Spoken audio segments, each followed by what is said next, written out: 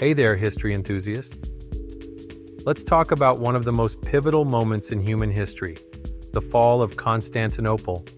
It's not just a story of walls crumbling or empires falling, it's a tale of resilience, transformation, and the collision of worlds.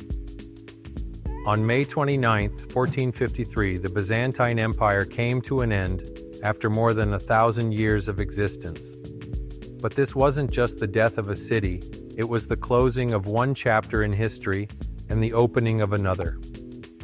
So grab your favorite drink, settle in, and let's dive into the dramatic events that marked the fall of Constantinople and why they still matter today. Before we get into the nitty-gritty of the siege, let's set the stage. Constantinople wasn't just any city, it was the city. Founded by Emperor Constantine the Great in 330 CE as the New Rome, it became the heart of the Byzantine Empire and the guardian of Eastern Christianity. For centuries, it stood as a beacon of culture, trade, and military might, straddling Europe and Asia like no other place on Earth. Its strategic location on the Bosporus Strait made it a vital hub for Silk Road trade, connecting merchants from Venice to Baghdad to China. Its massive walls, known as the Theodosian Walls, were legendary, keeping invaders at bay for nearly a millennium. And spiritually, it housed the Hagia Sophia, one of the greatest architectural marvels of all time, which symbolized the divine authority of the Byzantine emperors. In short, Constantinople wasn't just a capital, it was a lifeline for an entire civilization. Losing it would mean losing everything. By the early 15th century, however, the Byzantine Empire was a shadow of its former self. Once spanning continents, it had shrunk to little more than Constantinople and a few scattered territories. Meanwhile, the Ottoman Turks, led by the ambitious young Sultan Mehmed II, later known as Mehmed the Conqueror, were rising fast. For Mehmed, taking Constantinople wasn't just about conquest, it was about destiny. He saw himself as the heir to both Roman and Islamic legacies, and Constantinople was the crown jewel he needed to legitimize his rule.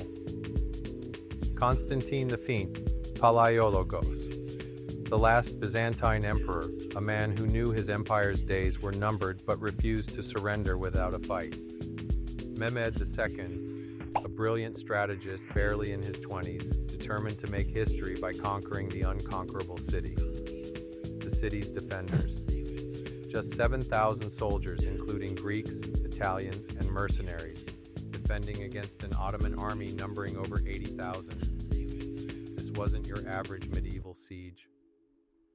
Mehmed brought cutting-edge technology to the battlefield, including colossal cannons designed by Hungarian engineer Orbit. These monstrous artillery pieces could fire stones weighing hundreds of pounds, battering the once impenetrable walls of Constantinople. Meanwhile, the defenders relied on their ancient fortifications, clever tactics, and sheer desperation to hold out. The siege began on April 6, 1453, and lasted 53 grueling days. From the start, the odds were stacked against Constantinople. The Ottomans surrounded the city by land and sea, cutting off supply lines and bombarding the walls relentlessly.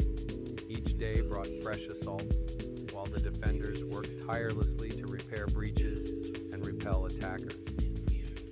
Despite being vastly outnumbered, the Byzantines fought with incredible courage. Led by Emperor Constantine XI himself, they mounted daring counterattacks and used ingenious tricks to slow the Ottomans' advance.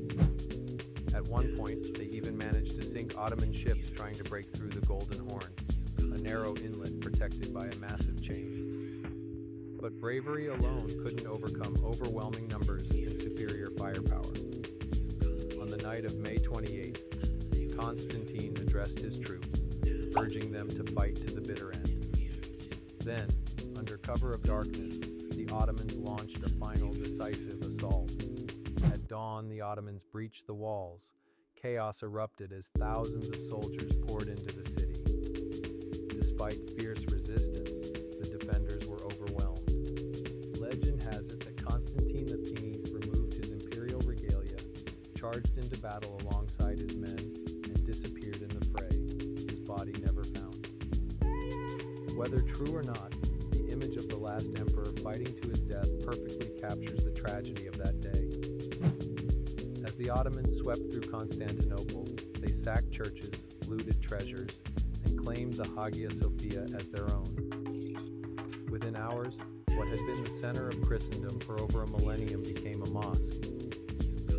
The fall of Constantinople sent shockwaves across Europe and the Muslim world alike. So why does the fall of Constantinople resonate so deeply, even today? Because it didn't just mark the end of an empire, it reshaped the course of history. The fall of Constantinople is often seen as the definitive end of the Middle Ages and the beginning of the Renaissance.